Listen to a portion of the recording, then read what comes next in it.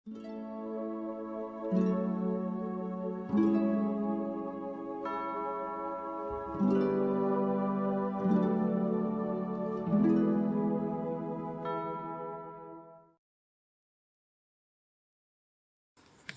yang terkasih di dalam Tuhan, di Afrika Timur, di negara Madagaskar, ada satu suku bangsa, yaitu suku Malagasy, yang punya satu ritual yang unik terkait dengan anggota keluarga mereka yang sudah meninggal. Setelah ritual ini diberi nama Famadihana. Apa yang dilakukan di dalam ritual ini adalah setiap 5 atau 7 tahun sekali, keluarga akan menggali kuburan anggota keluarganya yang sudah meninggal, lalu kemudian mengambil tulang belulangnya, lalu memasukkan tulang-tulang itu ke dalam kain, dibungkus dalam kain, lalu mereka akan menari dengan tulang belulang yang dibungkus oleh kain itu. Setelah ini menjadi satu perayaan yang penuh dengan sukacita yang dilakukan oleh orang-orang Malagasy itu.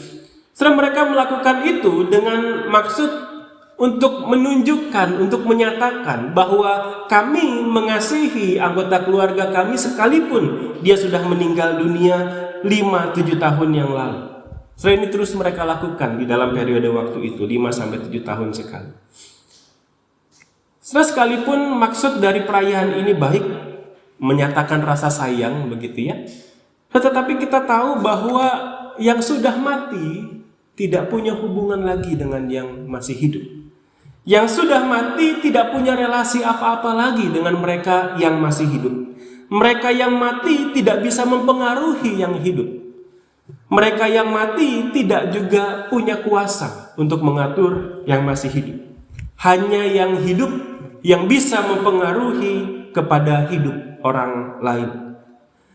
Sudah terkasih, minggu lalu kita baru merayakan Paskah.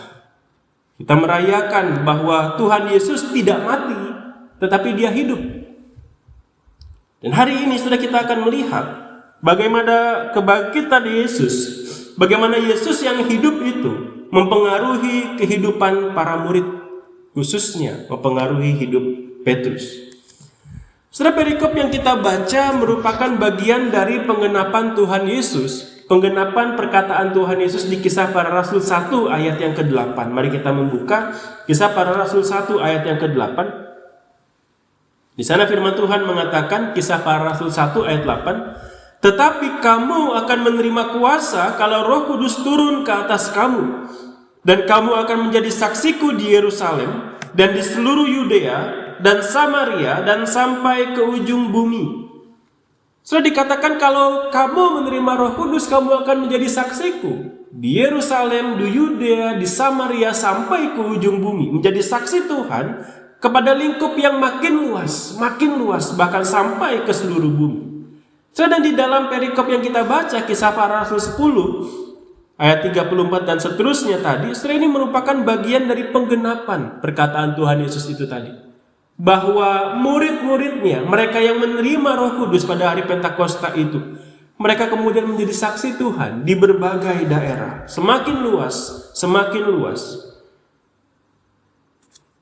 Dan di bagian ini, setelah di perikop ini kita melihat para murid, khususnya Petrus, dipimpin oleh Allah untuk menjadi saksi Kristus yang bangkit kepada bangsa-bangsa bukan Yahudi. Setelah kalau kita membaca mulai dari Kisah Para Rasul 9 ayat 32,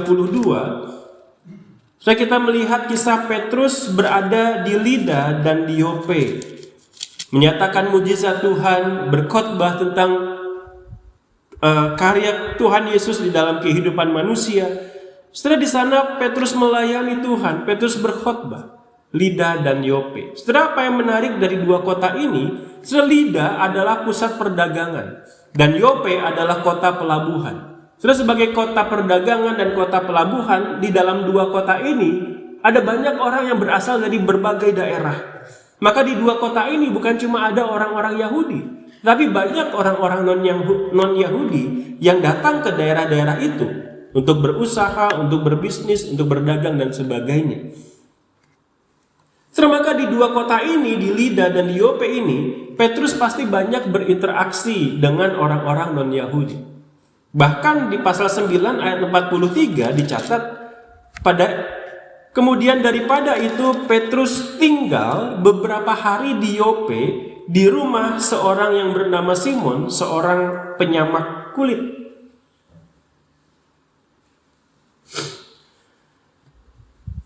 Dikatakan Petrus tinggal di rumah seorang penyamak kulit. Penyamak kulit adalah satu pekerjaan yang dianggap najis oleh orang Yahudi. Kenapa?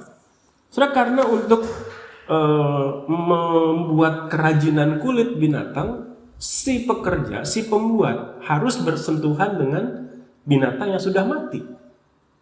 Dan kalau kita mengikuti pembacaan kitab Imamat beberapa minggu yang lalu, kita tahu bahwa bagi orang Yahudi menyentuh mayat, menyentuh jenazah, sekalipun itu hewan, itu adalah satu hal yang membuat mereka menjadi najis. Maka Simon, si penyamak kulit ini, dalam pandangan, dalam kacamata orang Yahudi, dia bersentuhan dengan binatang-binatang mati, itu menajiskan dia. Bapak Ibu mungkin ingat juga kisah Simpson, gitu ya. Salah satu nazar yang tidak boleh dilanggar adalah Simpson tidak boleh bersentuhan dengan yang najis, termasuk dengan mayat binatang atau manusia. Dan dia pernah melanggar itu kan ya. Maka ketika Petrus harus tinggal di rumah Simon, si penyamak kulit, ini satu hal yang bagi orang Yahudi, ini sesuatu yang seharusnya tidak boleh terjadi, termasuk oleh Petrus. Di rumah si Simon ini kemudian Petrus mendapatkan penglihatan dari Allah untuk memakan binatang-binatang yang dinilai haram oleh orang-orang Yahudi. Masuk ke pasal yang ke-10. Petrus sebagai orang Yahudi tentu menolak makanan itu. Ketika dalam penglihatan itu makanan-makanan haram itu turun gitu ya. Lalu Allah mengatakan kepada Petrus, makanlah. Petrus mengatakan, tidak. Aku tidak mau sebab tidak pernah aku memakan makanan yang haram ini. Tapi Tuhan berkata kepada Petrus, apa yang dinyatakan bersih oleh Allah, jangan kamu bilang haram. Lalu selesai penglihatan itu. Allah tetap menyuruh Petrus memakannya. Kisah 10 ayat 15. Setelah beberapa waktu kemudian Petrus baru memahami makna penglihatan itu ketika Allah memimpin Petrus untuk melayani Cornelius, seorang perwira dari Italia yang jelas bukan orang Yahudi. Maka dari sini kita melihat bagaimana Allah menuntun Petrus, Allah memimpin Petrus mulai dari ia ada di Lida melayani di sana, ada di Yope melayani di sana, bahkan tinggal di tengah-tengah rumah seorang penyamak kulit. Kemudian di situ Allah memberikan penglihatan untuk memakan makanan yang dianggap haram. Kemudian Allah menuntun Petrus melayani Cornelius, orang non-Yahudi. Setelah dari sana kita melihat Allah memimpin hambanya, Allah memimpin Petrus untuk menjadi saksi kepada bangsa-bangsa non-Yahudi. Sebagai orang Yahudi, Petrus tentu tahu dengan jelas bahwa pergi ke Lida dan Yope itu beresiko menajiskan dirinya. Petrus tentu tahu kalau dia tinggal di rumah Simon, si penyamak kulit, itu akan menajiskan dirinya. Demikian juga Petrus tentu tahu kalau dia makan makanan yang ada di dalam penglihatan itu akan menajiskan dirinya. Petrus bisa menolak semua itu berdasarkan pengetahuan yang dia punya. Petrus bisa menolak semua itu berdasarkan aku ini orang Yahudi, aku diajar untuk tidak bersinggungan dengan sesuatu yang najis, entah itu orang, entah itu makanan dan sebagainya. Petrus bisa menolak semua itu atas dasar preferensinya, apa yang dia tahu, apa yang dia pelajari selama ini, apa yang menjadi kebiasaannya, apa yang menjadi tradisinya selama ini. Petrus bisa menolak semua itu atas dasar semua itu. Tetapi sekalipun Petrus bisa menolak semua itu atas dasar apa yang dia ketahui, Petrus lebih memilih untuk tunduk kepada pimpinan Allah yang membawa dia ke Lida, membawa dia ke Yope, membawa dia tinggal di rumah Simon beberapa hari, yang memberikan penglihatan makanan yang haram itu, dan yang kemudian memimpin Petrus melayani Cornelius. Petrus lebih taat kepada pimpinan Allah di dalam kehidupannya. Dan karena ketaatan Petrus, semakin banyak orang yang menjadi percaya kepada Tuhan. Setelah kebangkitan Yesus ibarat satu cahaya, satu sinar terang yang mengubah dan menerangi kehidupan Petrus. Saudara, karena Yesus hidup, Petrus bangkit dari kegagalannya. Kita ingat kisah Petrus pernah menyangkal Yesus 3 kali, lalu Yesus yang bangkit itu bertemu dengan Petrus secara khusus, menanyakan kepada Petrus 3 kali, "Simon, anak Yohanes, apakah engkau mengasihi aku?" 3 kali Tuhan Yesus bertanya kepada Petrus. Yesus yang bangkit bertemu dengan Petrus, sehingga Petrus yang terpuruk itu bangkit dari kegagalan. Karena Yesus hidup, Petrus taat menanti di Yerusalem hingga dia menerima Roh Kudus.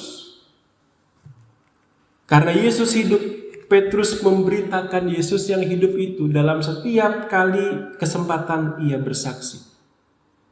Baik di Lida, baik di Yope, sebelumnya ketika Petrus berhadapan dengan mahkamah agama, ketika ia ada di Serambi Salomo. Saudara, dalam setiap kesempatan Petrus berkhotbah, Petrus selalu menyaksikan bahwa Yesus yang kamu bunuh itu, dia tidak lagi mati. Dia bangkit, dia mengalahkan maut. Saudara, karena Yesus itu hidup, Petrus memberi dirinya dipimpin oleh Roh Tuhan untuk melakukan apa yang menjadi kehendaknya. Kebangkitan Yesus bagi Petrus bukan sekedar menjadi satu berita atau informasi yang dia terima, yang dia tahu. Oh, Yesus hidup, dia tidak lagi mati, dia bangkit. Tetapi fakta itu menjadi satu kebenaran yang mengubah kehidupannya. Menjadi satu kebenaran yang membuat Petrus menyerahkan dirinya kepada Tuhan untuk dipimpin Tuhan, untuk dipakai Tuhan kemanapun, dimanapun Tuhan membawa Petrus. Setelah ketika kita mengatakan Yesus bangkit, setelah ini berbeda dengan sekedar Yesus hidup. Setelah kalau kita mengatakan Yesus hidup, ya dia hidup begitu. Tetapi kalau kita mengatakan Yesus bangkit, berarti Yesus yang hidup itu pernah mati. Tetapi kemudian dia tidak mati lagi. Dia bangkit, lalu dia hidup. Setelah Yesus bukan sekedar hidup, tetapi dia bangkit. Yesus yang tadinya pernah mati, tetapi kemudian dia tidak mati lagi, melainkan dia hidup. Justru hanya Tuhan yang hidup, yang dapat menyatakan kehendaknya, yang dapat menyatakan karyanya di tengah-tengah kehidupan manusia yang hidup di dunia ini. Hanya Tuhan yang hidup yang bisa memimpin umatnya. Hanya Tuhan yang hidup yang dapat mendengar seruan doa anak-anaknya. Hanya Tuhan yang hidup yang bisa memberikan pertolongan, yang bisa mengulurkan tangan kepada umatnya yang ada di dalam pergumulan. Hanya Tuhan yang hidup yang berkuasa untuk memanggil dan memakai anak-anaknya untuk kemuliaannya. Hanya Tuhan yang hidup yang bisa mempengaruhi dan memimpin kehidupan umatnya. Sebagaimana Yesus yang bangkit mengubah kehidupan Petrus, Yesus yang bangkit itu juga sanggup mengubah kehidupan kita.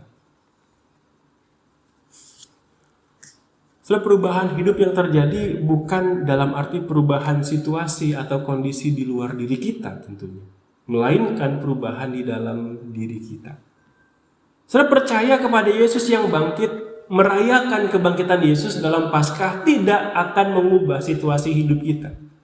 Ketika kita merayakan Paskah gitu ya, pergumulan kita nggak hilang. Ketika kita merayakan Paskah, pekerjaan kita tetap sama. Ketika kita setelah merayakan Paskah, pasangan kita ya tetap orang itu, anak-anak kita tetap seperti itu, orang tua kita juga nggak berubah. Setelah merayakan kebangkitan Yesus, percaya akan Yesus yang bangkit tidak mengubah hal-hal itu. Tetapi ketika kita percaya bahwa Yesus itu bangkit, dia tidak lagi mati tetapi dia hidup. Ketika kita percaya kepada Allah yang hidup itu, lalu kita punya relasi yang dekat dengan dia, kita tinggal di dalam dia, firman-Nya tinggal di dalam kita, maka kita akan memandang situasi-situasi yang masih sama di luar diri kita itu dengan cara yang berbeda. Setiap orang punya kebiasaan atau punya sudut pandang tertentu dalam menyikapi satu situasi dalam kehidupannya. Sama seperti misalnya orang punya stereotip kepada orang dengan suku tertentu begitu ya. Wah, kalau dia orang dari suku ini orangnya galak begitu. Kalau dia dari suku ini orangnya malas. Kalau dari suku ini orangnya murah hati begitu, sabar, tenang. Saudara, kita punya pemikiran seperti itu terhadap orang-orang tertentu, suku-suku tertentu. Demikian juga kita punya kebiasaan tertentu ketika ada di satu situasi dalam kehidupan kita. Misalnya ada orang yang kalau lapar bawaannya emosi begitu. Oh, itu semuanya kali ya, kalau lapar emosi. Atau ada orang yang kalau dia diomongin dikit, dikritik sedikit, maka dia akan tersinggung, maka dia akan susah terima, nggak bisa tidur gitu. Bawaannya sakit perut, dia stres. Atau orang yang ketika dia menghadapi satu tuntutan yang berat dalam pekerjaannya, di dalam kehidupannya, dia menjadi lumpuh karena dia stres, tidak bisa melakukan apa-apa. Saudara, setiap kita punya kebiasaan tertentu, cara pandang tertentu akan satu situasi dalam kehidupan kita. Tetapi percaya kepada Yesus yang bangkit berarti kita menyikapi segala situasi itu bukan sesuai kebiasaan kita, bukan sesuai apa yang saya anggap baik, bukan sekedar sesuai apa yang saya suka dalam situasi itu, bukan sekedar sesuai dengan apa yang biasanya saya lakukan kalau saya ada di situasi itu.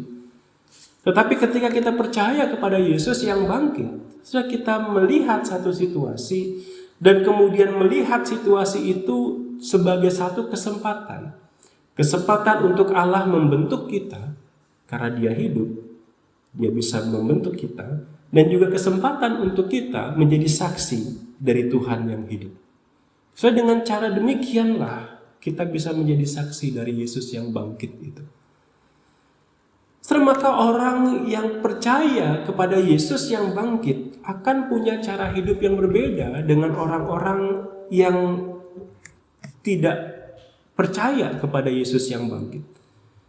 Seorang istri yang percaya kepada Yesus yang bangkit, dia bukan sekedar mengurus rumah tangganya, dia bukan sekedar menjaga rumahnya dalam keadaan yang rapi, bersih. Tetapi seorang istri yang percaya kepada Yesus yang bangkit, dia akan rela tunduk kepada suaminya. Dia akan menghormati suaminya, dia tidak akan menghina suaminya di depan umum. Dia akan setia mendoakan suaminya sekalipun suaminya sering kali menyakiti hatinya. Sudah istri yang percaya kepada Yesus yang hidup, dia percaya bahwa di tengah-tengah situasi rumah tangga yang menekan, Tuhan melihat hidupnya, Tuhan mendengar seru doanya, Tuhan juga sanggup mengulurkan tangan menolong dia. Seorang suami yang percaya kepada Yesus yang bangkit, dia bukan sekedar bekerja mencari nafkah untuk keluarganya. Tetapi seorang suami yang percaya kepada Yesus yang bangkit, dia akan mengasihi istrinya. Dia akan rela menaruh HP-nya. Dia akan rela menutup TV-nya atau menutup film yang dia tonton, menutup pertandingan bola yang dia tonton. Dia akan rela membatalkan janjinya melakukan pergi mancing atau berkumpul dengan teman-temannya. Dia akan rela membatalkan itu semua karena sang istri mengatakan, "Pak, boleh nggak ngobrol bentar sama saya?"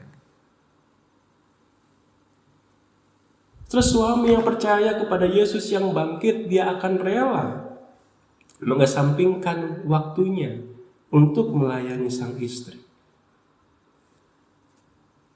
Setelah dengan cara demikianlah suami istri menjadi saksi Tuhan yang bangkit. Ketika keluarga-keluarga di luar sana hidup semaunya sendiri, istri melawan suami, suami semena-mena kepada istri. Ketika keluarga-keluarga di luar sana suami sibuk dengan urusannya sendiri, sementara istri sibuk dengan tontonan yang belum selesai. Setelah ketika keluarga di luar sana hidup seperti itu, kita, pasangan suami istri yang percaya kepada Yesus yang bangkit, setelah kita menampilkan kehidupan yang berbeda. Suami mengasihi istri, istri tunduk kepada suami. Setelah dengan cara itulah suami istri menyaksikan Kristus yang bangkit. Seorang pemuda yang percaya kepada Yesus yang bangkit, setelah dia akan secara serius menggumulkan pasangan hidup. Dia akan mencari orang yang sungguh-sungguh cinta Tuhan, Bukan sekedar yang penting kaya atau cantik, yang penting dia punya jabatan, yang penting dia punya pekerjaan yang mapan. Setelah dia akan benar-benar secara serius mendoakan, mencari, menggumuli pasangan hidup yang cinta Tuhan. Seorang pemuda yang percaya kepada Yesus yang bangkit, dia juga akan berani menolak pergaulan-pergaulan yang buruk, yang merusak tubuhnya, yang tidak menghormati Allah yang kudus. Sekalipun ketika melakukannya, dia bisa dijauhi oleh teman-temannya. So, dengan cara itulah si pemuda menjadi saksi Kristus yang bangkit. Dia mungkin tidak berkhotbah, dia mungkin tidak bercerita apa-apa. Tetapi ketika dia berani menolak godaan, misalkan dari lawan jenis yang dia tahu ini di luar Tuhan, orang ini tidak mengasihi Tuhan, dia berani menolak demi dia mencari seorang pasangan hidup yang cinta Tuhan. Ini jadi satu kesaksian bahwa orang ini sangat menghormati Tuhannya, bukan karena sekedar mengenang Tuhan yang mati, tetapi karena dia tahu Tuhannya hidup, maka dia mau menghormati Tuhan yang hidup itu. Terus seorang pelayan Tuhan yang percaya kepada Yesus yang bangkit, dia akan memberi dirinya untuk terus diperlengkapi, terus dibina melalui berbagai kesempatan. Dia akan melayani bukan dengan standar dirinya. Oh, biasanya pelayanan ini seperti ini. Oh, biasanya kalau ada kegiatan ini jalannya seperti ini. Tetapi seorang pelayan yang percaya kepada Yesus yang bangkit, dia akan terus memperlengkapi diri, dia akan terus memberi diri dibina, dia akan terus mencari tahu kehendak Tuhan. Apa yang Tuhan mau di dalam pelayanan yang Tuhan percayakan kepadaku. Dan dia akan berjuang melakukan kehendak Tuhan di dalam pelayanan yang Tuhan percayakan kepadanya. Setelah kita memiliki kebiasaan-kebiasaan tertentu, kita memiliki preferensi tertentu, kita memiliki kecenderungan untuk melakukan atau menyikapi satu situasi dengan cara-cara tertentu. Tetapi kalau kita percaya kepada Yesus yang bangkit, setelah kita tidak lagi hidup berdasarkan kebiasaan kita. Kita tidak lagi hidup berdasarkan preferensi kita. Kita tidak lagi hidup berdasarkan kecenderungan kita melakukan sesuatu, menyikapi sesuatu. Tetapi kita hidup berdasarkan apa yang Tuhanku yang bangkit itu mau untuk aku lakukan di dalam situasi-situasi itu. Setelah kita memiliki Yesus yang bangkit, dia tidak lagi mati melainkan hidup. Maka kita tidak bisa memperlakukan Tuhan sama seperti orang-orang Malagasy memperlakukan keluarganya yang sudah mati. Ya, mereka menari-nari dengan tulang belulang keluarganya yang sudah mati karena sayang. Tetapi sayang tidak cukup untuk kita bawa kepada Tuhan Yesus. Ketika mereka menari-nari dengan tulang belulang keluarganya itu, setelah keluarganya tetap mati.